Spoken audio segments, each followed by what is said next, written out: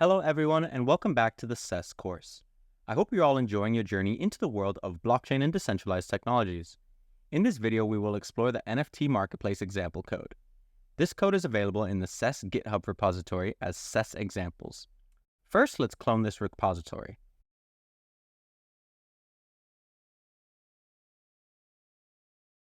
Open it in your favorite IDE. I'll use VS Code.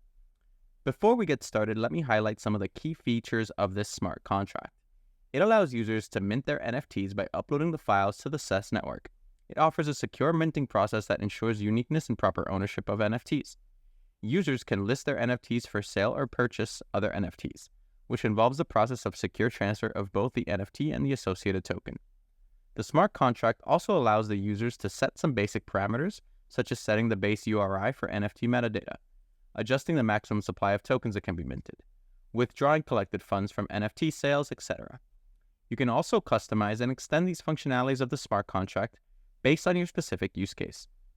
With that said, let's take a look at the source code.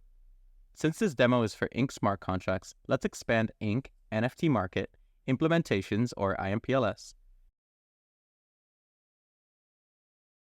You will notice market.rs, types.rs, and lib.rs. These are the three main files that we will explore in this section. Let's start with lib.rs.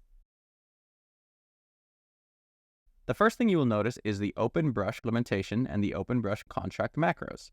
These macros are part of the OpenBrush library, which is an extension of the Inc. smart contract development framework. OpenBrush simplifies the development of smart contracts for substrate-based blockchains and provides ready-to-use modular implementations of common functions. The implementation macro specifies the traits or interfaces that the contract will implement.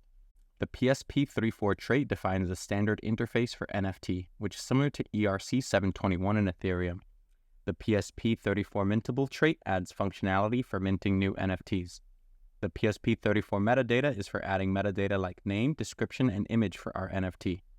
PSP34 enumerable is for listing tokens owned by a user, and the ownable trait is for managing ownership. The contract macro indicates that the module defines a smart contract.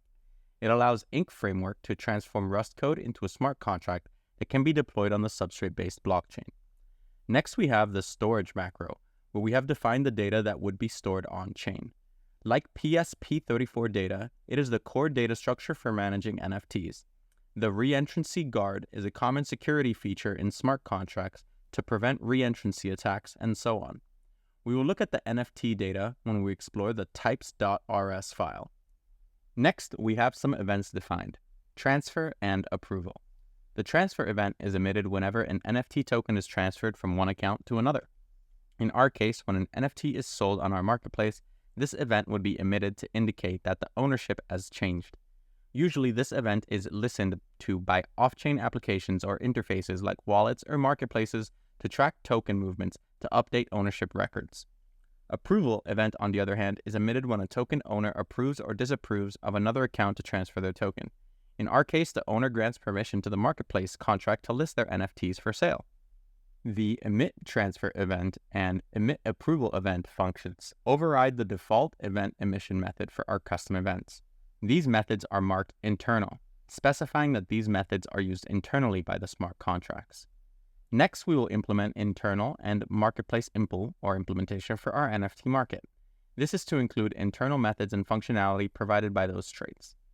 Lastly, we will implement our NFT market smart contract, which contains a constructor marked with the constructor macro. The constructor is used to initialize a new instance of the NFT market contract with specific attributes and settings. Here, the new function is our constructor, which accepts name, symbol, base URI, max supply, and price per mint as input parameters. The name and symbol represents human-readable name and symbol for our NFT collection. The base URI acts as a starting point for constructing the URL for each NFT. We can also set the maximum number of supply of the NFTs by passing the max supply parameter and the price of minting for each NFT. Now let's open type.rs file. This file defines the core data structure and enums essential for our NFT marketplace. We have the NFT data struct capturing key information like the last token ID, collection ID, maximum supply, price per mint, mapping of FID, and sales list. The NFT error enum gracefully handles the various error scenarios like bad mint value, connection is full, etc., giving users proper error messages to better understand what is happening within the smart contract. Lastly, let's open market.rs, where the NFT marketplace comes to life. Here we implement the functions that enable users to mint, list, purchase, and track their NFTs. Let's take a look at the trait definition. Here we have created a trait named MarketImpl. It serves as a blueprint outlining the essential storage items and functionalities of our NFT marketplace contract. This includes storage of NFT data ownership, details, pricing, and more. Now let's delve into some of the core functions of our NFT marketplace minting functions, Mint and Mint2. These functions handle the creation of new NFTs, whether it's minting to a caller or a specific account. These functions ensure the proper checks for FID and mint values.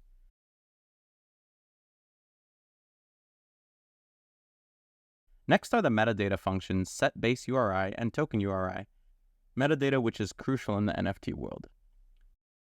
SetBaseURI lets us update the base URI of our NFTs, while TokenURI fetches the URI for a specific token ID.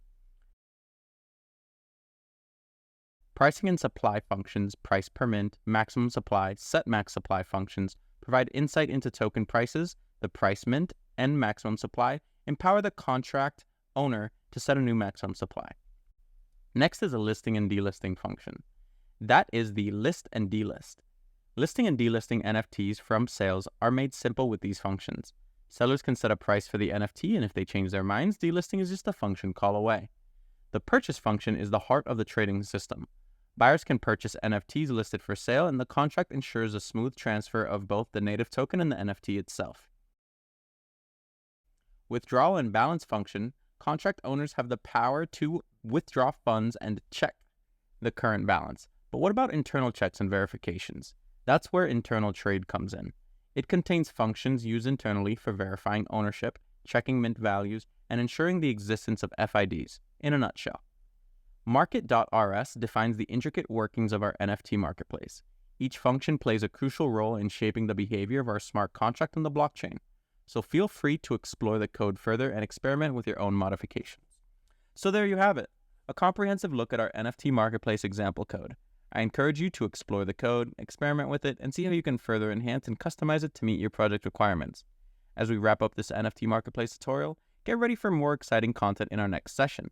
We'll be venturing into different realms of blockchain development, exploring Solidity smart contracts, diving into the world of decentralized object storages, and even writing custom palettes. Until then, happy coding, and I'll see you in the next video.